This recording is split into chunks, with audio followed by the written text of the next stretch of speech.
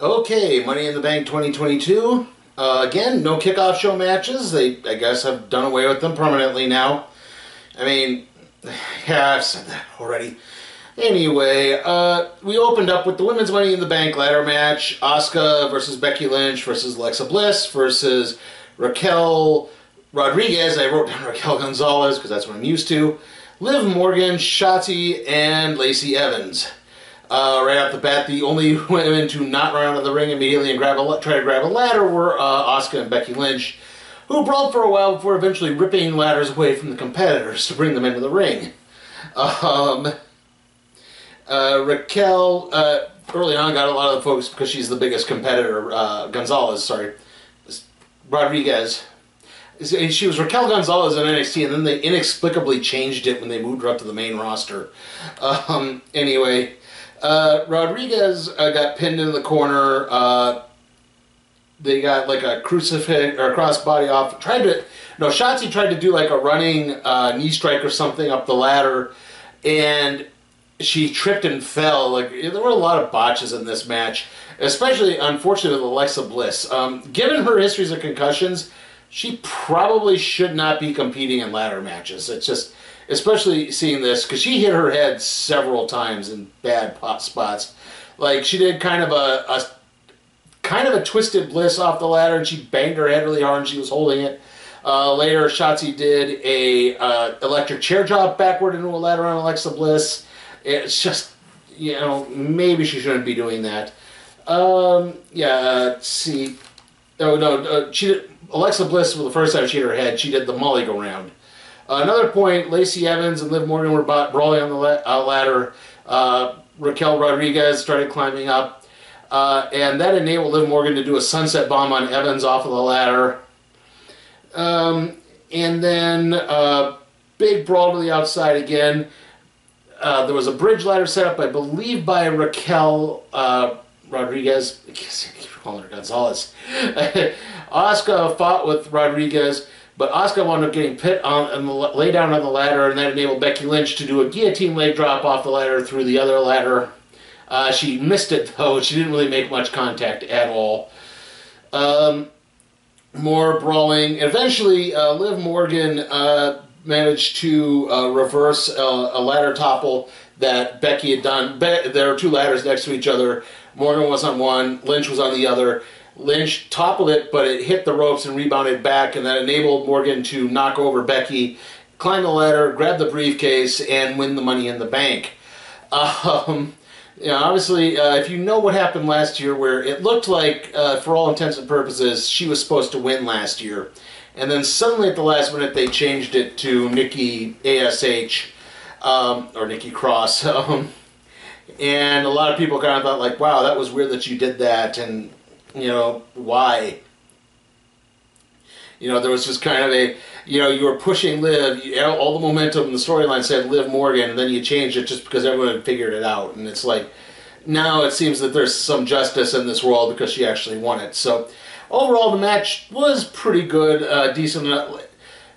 Nice attempts with ladder spots. Unfortunately, again, Alexa Bliss, given her history of concussions, just really should not be taking those kind of bumps. Anything that involves her hitting her head on something, it's just not good. And like I said, there are a lot of blown spots in this that just, unfortunately, kind of dragged it down, in my opinion. Again, happy for Liv Morgan. We'll get to what happened later. But like I said, overall, the match was just, kind of okay, but it had some very glaring faults. After that, we had the United States Championship match between Theory and Bobby Lashley. Early on, Theory was just thrown down. He tried to powder out of the ring a couple of times. Eventually, though, Theory blocked a fireman's carry and shoved Lashley into the ring post, but then Lashley came back and shoved Theory into the ring post. Theory did manage to get some good licks in at some points. He hit a couple of really strong lariats, a couple of good kicks. Got a rake to the eyes at one point out of the, not the hurt lock, but kind of a power slam type maneuver. Eventually, though, Theory hit a drop hold into the turnbuckle, and then tried to go for the 8-count down, but Lashley fought out of that, put on the hurt lock. Theory pretty much tapped out right after that, so Lashley wins. And I was like, okay, which is weird because you were kind of building up towards Theory versus John Cena maybe for that championship, and well, now that's not the case. I mean, nothing wrong with Lashley winning; it's perfectly fine, but it did make things feel weird. But we'll get to what happened later in the night. Anyway, the next match after that, the match itself was fine. I mean, it's nice to see Theory got some offense in on Lashley. It wasn't a total squash, so at least Theory looked credible in his defeat. Anyway, after that, the next match was the Raw Women's Championship match, Bianca Belair versus Carmella. Corey Graves promising to push the limits of Vegas if Carmella won, whatever that means. Early on, Belair did some nice chain wrestling with some waistlock takedowns. She countered a head scissors into a backbreaker. But Carmella came back, hit a big super kick through the ropes, briefly locked on the Rings of Saturn, and then tried to use the ropes for a leverage pin, but eventually Belair came back, hit the KOD for the 3-count victory. I know both women are capable of better matches than this, and this was just very blasé. It's like, yeah, you're trying to decompress things because it just didn't really seem to add much of anything. I know because Rhea Ripley unfortunately had to drop out, and, you know, your big plans for SummerSlam, I think, got completely scuttled. That, you know, again, everything's having to be rearranged, but you could have done something better than this. I mean, afterwards, Carmella does attack Belair, so I guess we're going to be carrying on until SummerSlam. Yeah, very blasé, unfortunately. Just not the best match there. Up next is the Unified Tag Team Championship match, the Usos against the Street Profits. For some reason, Corey Graves joined Cole and Pat McAfee for this match. I don't know why. I get it because now, you know, the teams are represented on both brands, but still, it didn't really add much of anything. The Profits, of course, being in Las Vegas, they come out in Florida State University colors. Early on, Dawkins hit a spine buster, but Jimmy Uso, but then Jay kind of interfered to break up the frog splash. The Profits managed to isolate Jay very briefly, but Jimmy came back, hit a suicide dive onto, hit a torpe suicido onto Dawkins. They double-teamed Dawkins for a while. Eventually, Ford got the tag in, but then Ford got double-teamed for a bit. Most notably, I think Jay hit a super kick, and then Jimmy followed that up with a drive-by drop kick. So we got a little Roman Reigns tribute there. Eventually, Dawkins got back in. Things started to slowly turn the Profits' way. They hit their blockbuster, but Usos kick out of 2. The Usos hit a double super kick. Ford kicks out of 2. There was a nice shoulder block into kind of like a roll-up that the Profits performed. Only got a 2 count on that. The Profits hit the Sky High and the Frog Splash, but only get a 2 count out of it because I believe Jimmy broke the pin. And eventually, though, the Usos get a double super kick and hit the 1D for the 3 on Ford. But then the replay later revealed that Ford actually had his shoulder up when they were pinning him, so it shouldn't have counted. And, you know, they seem to have gotten away with one, which I guess leads to probably some type of match where a pinfall can't beat them, like maybe a ladder match or something at SummerSlam. Overall, this was probably the match of the night. Really had some great moments in it, good storytelling, great drama. Again, Profits came across like they really could have easily won this. It really wouldn't have been that big a surprise, and it just, again, really had a lot of momentum behind it. The crowd was into it. It was hot. Like, this is something I think people would definitely want to see more of for right now.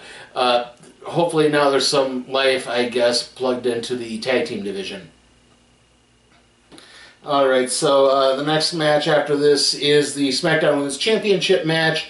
Ronda Rousey versus Natalya. Because it's Bret Hart's birthday, Natalya does a little tribute. She comes out the sunglasses, which she gives to a fan. Early on, some really good chain wrestling. Also, at one point, Cole was trying to explain the past between the two women, how Natalya had helped train Ronda Rousey when she first signed with the WWE. But he accidentally called Pat McAfee Corey Graves. Oops, and kind of broke up his own momentum. He tried to, and he couldn't really, yeah. Like I said early on, there was some good chain wrestling going on, a lot of arm wringers. Rousey blocked the suplex and, you know, managed to kind of a guillotine choke. Both women put on the ankle lock at a couple of points. Natalya hit a cheap shot to Rousey, hit a discus lariat to Rousey's throat. Started to gain something of advantage, kept trying to go for the sharpshooter. The big high point was one point Natalya managed to put the sharpshooter on the ring apron, but Rousey fought out of it and kind of catapulted Natalya into the ring post. But in the process, Rousey kind of tweaked her knee and was selling an injury. She couldn't quite get Natalya up for the Piper's Pit. Natalya came back, tried to put on an armbar, put on an ankle lock, went for the sharpshooter, but Rousey countered that into kind of a standing armbar choke with her legs, and Natalya eventually tapped out. And that would seem to be the end of it, except it's at that point that Liv Morgan's music hit. And I guess I should have mentioned just before this that earlier in the night, Liv Morgan said that, well, you know, she wasn't sure when she was going to cash in, that she was going to wait for the right moment, and, you know, WrestleMania sounded pretty good. Right now she just wanted to celebrate. Instead, Liv Morgan cashes in right there. Rousey gets a quick jump on her, puts her in the ankle lock, but Morgan manages to counter into a roll-up for the 3 count and the victory. Liv Morgan is the SmackDown Women's Champion, and like, I'm happy for Liv, but this is the 3rd time where the women's champion, or the women's Money in the Bank winner, has cashed in on the same show. And it's the 5th time this has happened within the first couple of days. Yeah, like, you had Carmella, who's the only one to have held this thing for longer than a month. You know, we had that fiasco, which they did twice. So Carmella's also a 2-time Money in the Bank winner. Then you had Alexa Bliss win it and cash in on the same night. Then you had Bayley win it and cash in on the same night. Then you had Asuka win it, but then it was revealed that it was the Raw Women's Championship the whole time, so she just automatically won it the next night. And then you had Nikki ASH win it last year and cash in immediately the next night. So, yeah, it's like, you know, just once can't one of these women just hold on to this thing and build an idea as to when, you know, when it happens on the same show, that, you know, 3 out of 6 times, it's not a surprise anymore when it happens. And, you know, there's kind of a mixed bag on this, because, again, there are people, and it's like, I'm not trying to downplay Liv Morgan winning. That's fine, but, again, like, we just, you know, it's happened so many times that, you know, there's no real shock or surprise anymore, and it sort of lessens it in some way. You know, and I'm not the only one. I tweeted this out, and I, you know, got a like, I got a couple likes, I got a response, so I was like, yeah, you're right. You know, can't they have this last a little bit and try to mean something? You know, it happened so quickly that, you know, the shock and awe is just not there anymore. And that leads us into our main event, the men's Money in the Bank ladder match. Seth Rollins versus Omos versus Madcap Moss versus Drew McIntyre versus Matt Riddle versus Sami Zayn versus Sheamus. Also, shortly after everyone got introduced, Adam Pearce came out and he said, you know what, this is so loaded, I think we're going to add this up a little. We're going to mix things up a little bit more. I like to gamble here in Vegas, so let's not do 7, let's do 8. And the crowd immediately starts chanting, Cody, Cody, Cody, and out comes Theory. Oops. Yes, so Theory is the one who comes out. Everyone save for Rollins, Theory, and Zayn went after Omos right off the bat. The others tried to go for a ladder. Rollins and Theory double-teamed Omos with a ladder, but he just shrugged off the shot. McIntyre did hit a big claymore on Omos. Riddle managed to counter a pedigree from Rollins into a Broton onto the ladder. Sheamus and Riddle sandwiched Omos on the ladder, and then everyone buried him in the ladder to try to buy some time. Moss hit the fallaway slam off the ladder and then powerbombed him on the ladder. Riddle hit Sheamus with a hangman DDT off the ladder, then hit a floating bro off the ladder onto everyone else. Omos came back into the fight, began to dominate again, so everyone ganged up on him and powerbombed him through the announce table to take him out for the rest of the match. At this point, there was a big brawl. Sheamus and McIntyre were fighting over the ladder. At one point, McIntyre had Sheamus pinned under the ladder. He was climbing, but then Pete Dunne came out, I'm not calling him Butch, and attacked McIntyre and put him in a sleeper hold.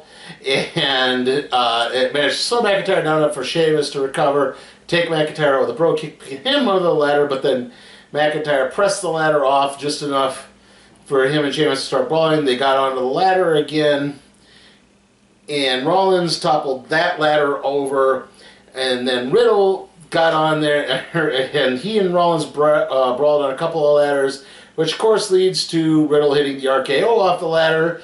He starts climbing, but at that point I'm looking like, okay, where's Theory? Because we haven't seen Theory yet. And lo and behold, Theory starts climbing the ladder. He and Riddle start fighting. Theory manages to get just enough of a punch to knock Riddle off the ladder. He grabs the Money in the Bank briefcase to win. So again, stuff that happened earlier in the night seemed to have bigger ramifications later, as Theory is your Money in the Bank winner. Overall, I'm okay with this. Again, McMahon's, or at least it seems like they're behind Theory. They're pushing him. They're making him seem convincing. I don't know. Funny thing is, the show ended right as that happened. McAfee sort of said something like, "Look for Theory to cash in at SummerSlam." So, could that happen? Maybe. Could he? After a grueling last man standing match, could he cash in and pin Reigns or Lesnar and get the victory? It sounds possible. I guess we'll find out at the end of July. So overall the match I think was really good, really entertaining. Like I said, I'm not entirely opposed to the idea of Theory winning. We keep saying, I keep hearing, oh, they're high on this guy, they're high on people like this, but then they don't really push them. This is what you do. You have them do things like this, so then they look convincing, and then people buy into them either as faces or heels. It's really not that hard. So again, if they want to push Theory. Make him convincing. Have him win and have him get a decent little title run there. So yeah, I have no real problem with that at all. I am also glad that we didn't get Cody Rhodes rushing back, because I think it would make more of an impact if he missed more time and then came back sometime around, say, the Royal Rumble. Again, then you can start pushing him for WrestleMania. I know they're still trying to do The Rock and Roman at WrestleMania. It looks like The Rock has cleared enough of his schedule off that the SAG Guild won't revoke his insurance, but yeah, we'll see. Okay? I am wavering a little bit in my steadfastness on that, but still, again, I think it's okay if Reigns loses the championship. If that's not for a championship, Reigns can still win that and still look dominant. So there's not really a reason to get too far after that. As for the show itself, okay, like I said, good matches overall. Nothing really bad. I think all of them really well done. Just, again, a few weird booking decisions. Again, why does the Women's Money in the Bank winner have to keep cashing in on the show or near the show? That's just, that's kind of run its course, and that's, again, nothing against Liv Morgan winning. It's just, again, it's not surprising anymore when it keeps happening. So, yeah, that was not so much a disappointment, just kind of questioning, especially when you have Liv Morgan earlier that night saying, I'm going to take some time to celebrate. Well, apparently that time to celebrate was only about 20 minutes. So, yeah, it doesn't really make a lot of sense. Again, still the show was mostly enjoyable. Nothing really too terrible to write home about. Like I said, the only real disappointing match was that Raw Women's Championship match. But even that seems to be building more towards SummerSlam. So I'm going to give Money in the Bank 2022 a B. Again, solid, not perfect, but still rather enjoyable, still fun. I guess, not to mention, it kind of helps actually getting to watch other wrestling companies after a while, too. So getting that variety helps make WWE not feel so samey all the time.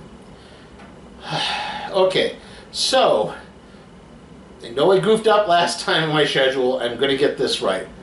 The next video is probably going to be the recap and review for episodes 4 and 5 of Ms. Marvel. Forgot to mention that last time. The next review after that is going to be Thor: Love and Thunder. Then it's going to be the random trade review on Spider-Man Breakout. Wrestling-wise, obviously, I would like to do Ring of Honor: Death Before Dishonor, but I'm not entirely sure. That's not set in stone. So the only way I would say that's set in stone for now is SummerSlam, which is on July 30th. Yeah, it's coming really early this year. And then after that, it's Impact has a Emergence on August 12th.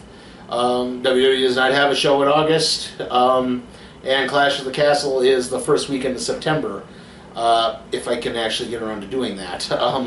Right now I don't know just yet, but still, there's plenty of wrestling still. Again, that would probably help if I could do that before Dishonor, before anything can happen there. Yeah, that should pretty much cover everything. See you all next time.